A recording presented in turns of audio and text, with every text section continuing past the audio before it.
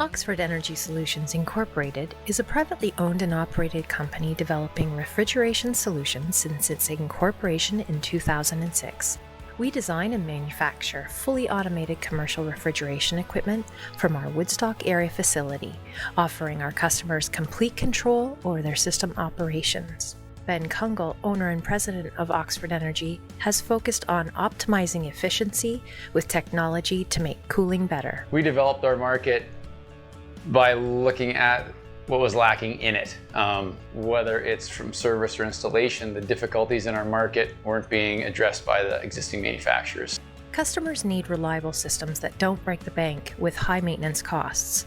Our fully integrated, low-pressure platform delivers the monitoring, diagnostics, and control that provide answers to inefficient operations. Owners of our equipment can count on uncompromised system health, better performance, and greater savings than any other system on the market. You have analytics involved and artificial intelligence helping the lack of technicians in the industry be able to service more equipment faster.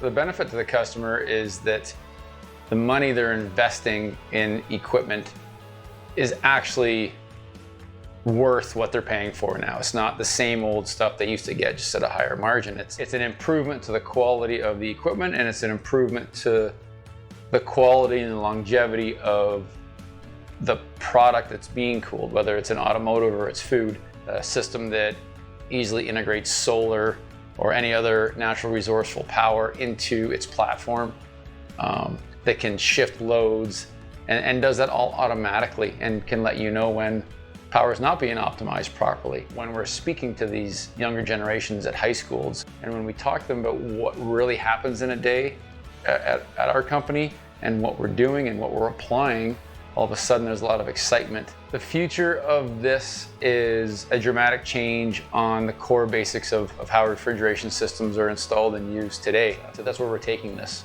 We're already doing it today, and the future is very exciting.